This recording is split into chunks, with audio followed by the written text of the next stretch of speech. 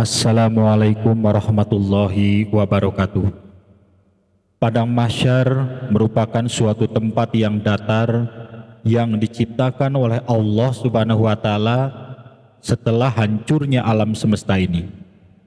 Allah Subhanahu wa Ta'ala berfirman, dan mereka bertanya kepadamu Muhammad tentang gunung-gunung, maka katakanlah, Tuhanku akan menghancurkannya pada hari kiamat, hancur sehancur-hancurnya.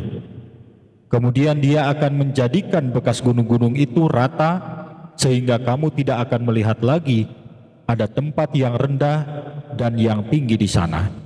Quran Surah Toha ayat 105 sampai 107. Dari ayat tersebut sudah jelas bagi kita semua bahwa padang mahsyar itu merupakan daratan yang sangat luas, yang mampu menampung semua jin dan manusia yang jumlahnya bisa mencapai puluhan atau mungkin ratusan miliar, wallahu a'lam. Terhitung sejak manusia pertama, yaitu Nabi Adam alaihissalam, sampai manusia terakhir yang lahir umatnya Nabi Muhammad sallallahu alaihi wasallam.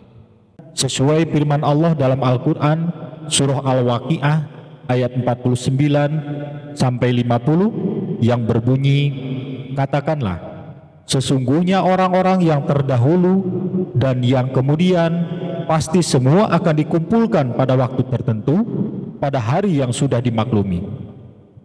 Setelah hancurnya alam semesta ini dan semua manusia mati, sampai tiba saatnya semua manusia akan dibangkitkan di hari kebangkitan, dan semua manusia akan berhamburan menuju tempat berkumpul dan mereka dalam kondisi telanjang.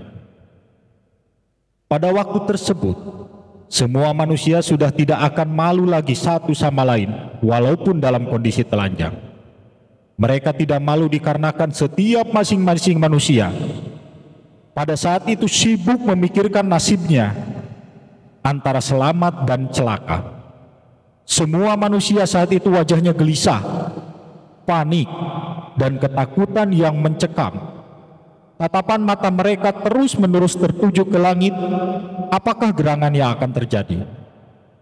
Di saat darurat seperti itu, jangankan manusia yang durhaka dan tidak beriman, manusia yang beriman pun semuanya ketar-ketir, ketakutan, apakah dirinya akan selamat atau celaka. Keringat mereka bercucuran saking panasnya di padang mahsyar. Bahkan dikisahkan nanti di padang mahsyar semua manusia akan mengeluarkan keringatnya dan membanjiri dirinya. Ada yang keringatnya sampai mata kaki, ada yang keringatnya sampai lutut, bahkan ada yang keringatnya sampai leher, dan tidak sedikit manusia yang tenggelam dengan keringatnya sendiri. Disitulah amal kebaikan manusia menentukan nasibnya dia sendiri.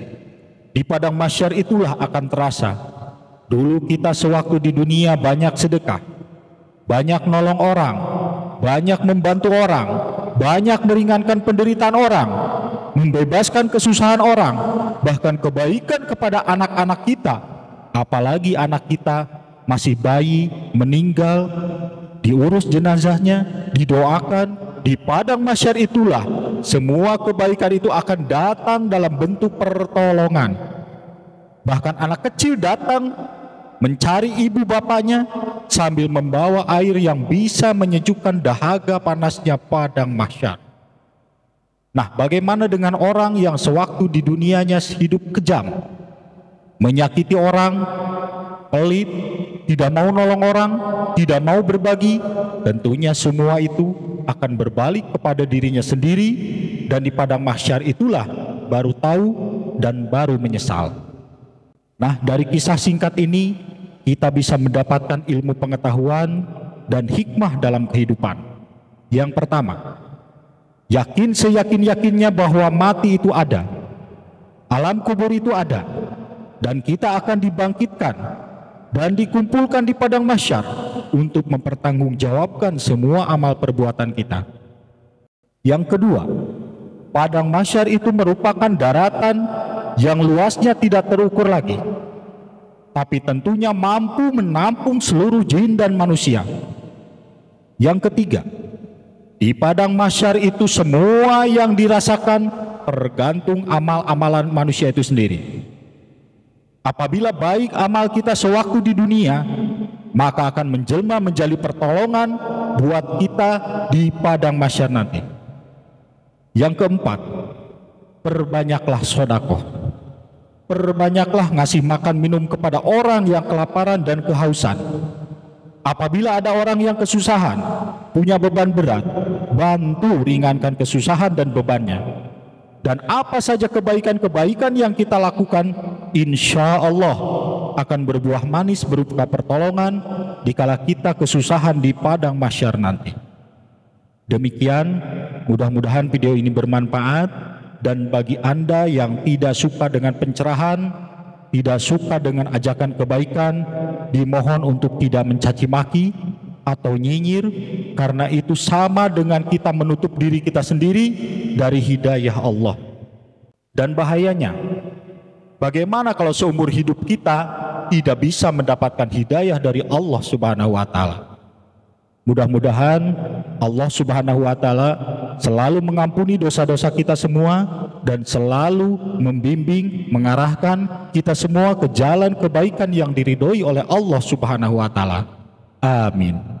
Demikian, silahkan di like, komen, dan subscribe, dan di share videonya, siapa tahu bermanfaat juga untuk orang lain. Terima kasih. Wassalamualaikum warahmatullahi wabarakatuh.